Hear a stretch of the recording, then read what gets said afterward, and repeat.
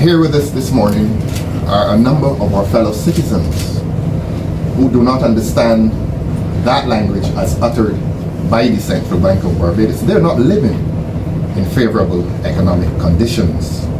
As you know, they belong to the fish folk community. Most of them are from the Bridgetown facility, some are from Oistins, and perhaps a few other facilities, fishing facilities around Barbados.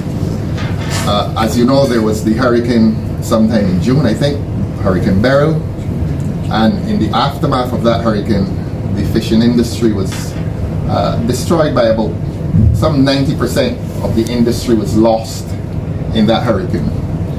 I have expressed the view earlier as to who bore responsibility, not for the hurricane, but for the destruction not only of boats, but for the destruction of an industry. And it continues to be my view that the government is factually and legally responsible for the destruction of those boats, and therefore for the destruction of the industry. I held the view, and I still do, and this is an opinion, I can be challenged on this, but to bundle those boats into a confined space was really exposing the industry and the boats to the kind of dangers that ought to be avoided, and the government may have avoided that if they had paid more attention to the Bridgetown facility and paid less attention to the cricket at Kensington. The cricket would have gone on in any event. And I argue that they could not have rescued all of the boats, but they could have saved some of them if proper provision had been made for the saving of those boats. In the aftermath, the government, they have not openly admitted factual or legal responsibility, but they made promises to the industry. They said that not only are they going to assist boat owners in repairing and rebuilding boats, but that they would make monthly payments, the months of September, October, and I think November. Is that correct? Yes, sir. Thank you.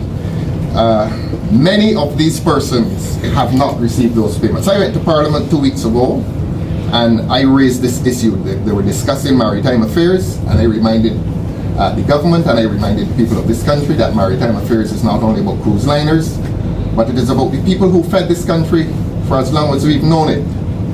Anytime we talk about culture, culture as we know is the totality of life in a community. But culture does not exist unless you have food. Unless you have food, nothing else happens. And the persons who are responsible for feeding this country are farmers and fishermen. And you could put it into one category and say farmers, because fishermen are farmers in the sea. And unless that industry survives, this country will not survive. And this is not patronizing. This is not to tell people something that they want to hear to make them feel good. At the heart of culture, at the heart of Barbadian culture, is this group of people who you see here with us this morning. We have not brought them here to display them as persons of curiosity.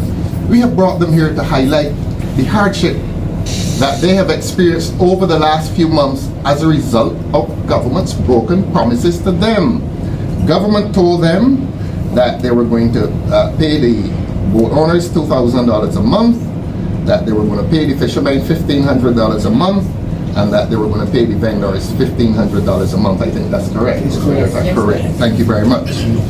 Now, many of them here have not received those payments.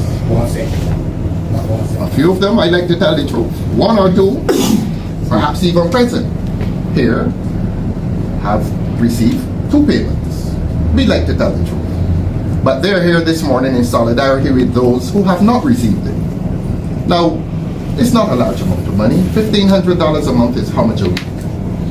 300 plus a week. What can you do with 300 plus a week? But we congratulate the government for doing a little something.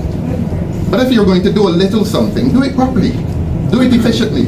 Why have some been excluded?